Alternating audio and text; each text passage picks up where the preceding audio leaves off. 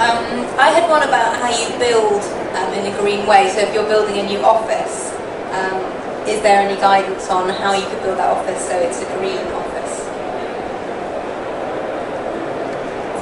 Did you hear that? I did, yes. I mean, obviously there's different aspects to that. If you're talking about right at the sort of the building, designing of the building stage, then there's lots of advice, but it's also a path that's fraught with difficulties in terms of starting off with the design, with the good design, and architects building in, designers building in efficiency, but making sure that all of those things through the various processes of construction end up staying part of the time. But obviously, if you're talking about the fit out of an office, then again, the more you can think about at the stage where you're designing that fit out, then the better, and thinking about the light levels that you'll need, and so making the most particularly of natural light, thinking about siting things that, if you've got an air-conditioned office, keeping things that are generating heat away from air conditioning units.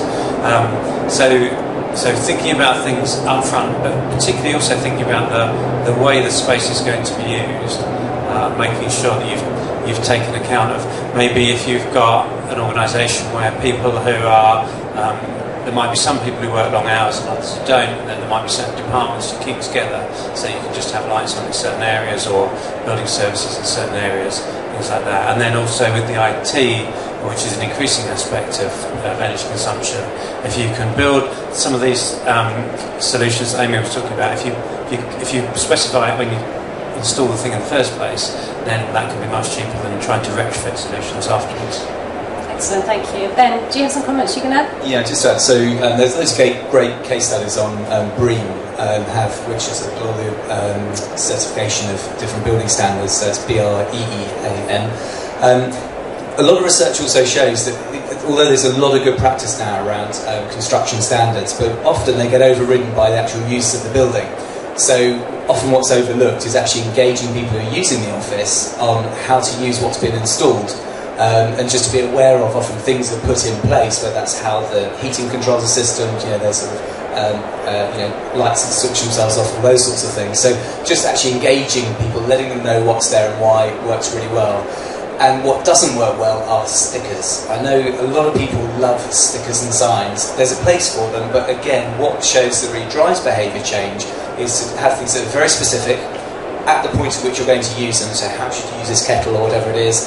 Make them engaging, but above all, really tap into social norms, because we are social beings. We tend to respond well, because if we think just people need ideas to change their behaviours, it's not enough. There's a really poor correlation between attitude and behaviours, which is why we need to tap into those social norms, how people will actually use the office. So I'd just offer that as well.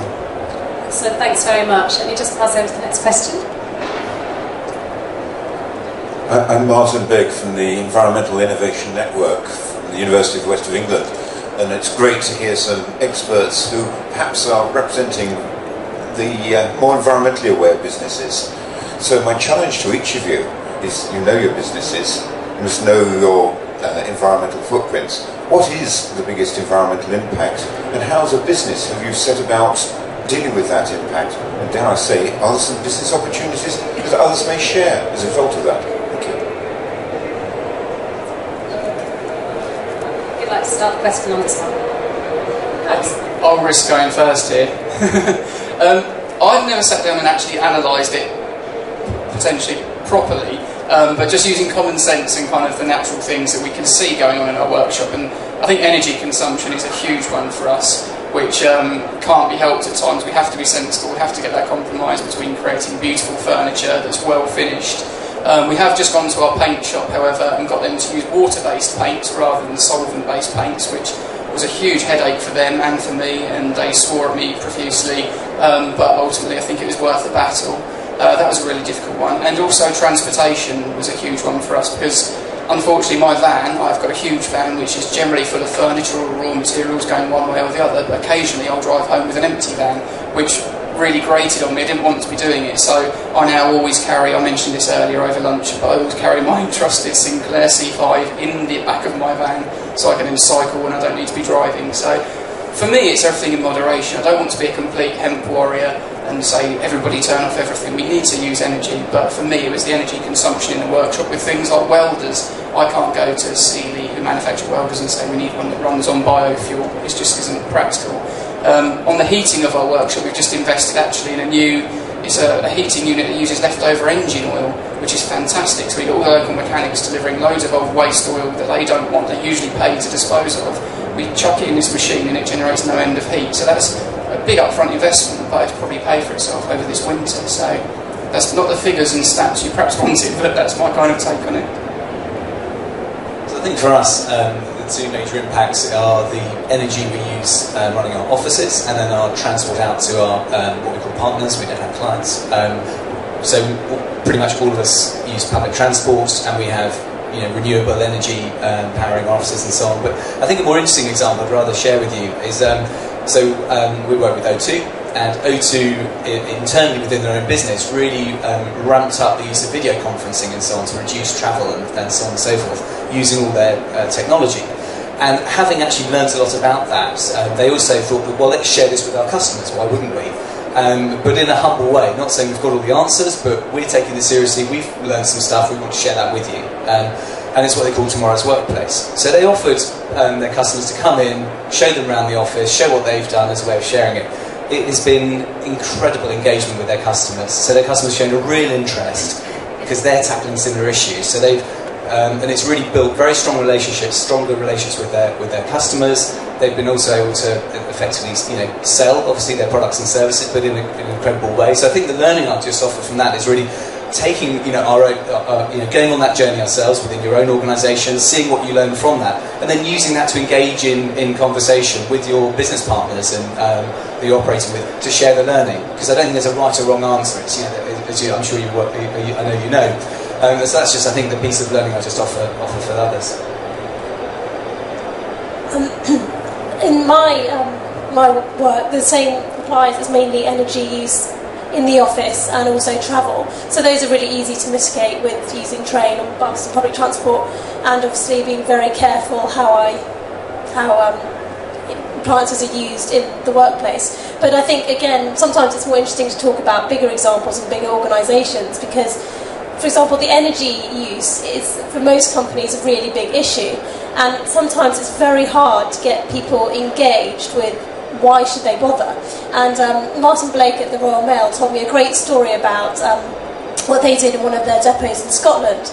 Because when they wanted to get the postman to shut doors when vans went in and out, and not to have the heaters blaring and the doors open and all this, they told them to sod off. They weren't interested in making their fat cap bonuses any bigger, just weren't interested in changing their behaviour just to make bonuses bigger for the top management. So then one of the postmen suggested, well, actually, postmen are really socially motivated. They're really keyed in with their community.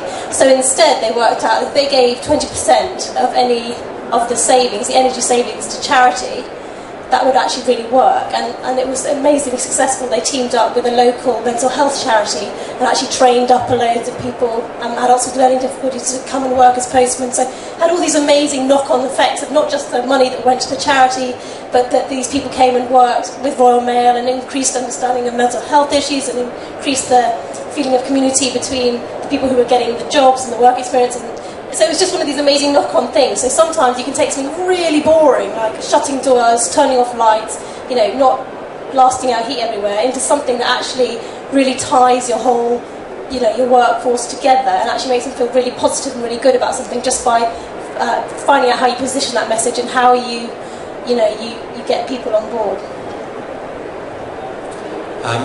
Carbon Trust has got ISO 14001, and one of the good things about that is it forces you to identify what your environmental impacts are and measure them and try and reduce them.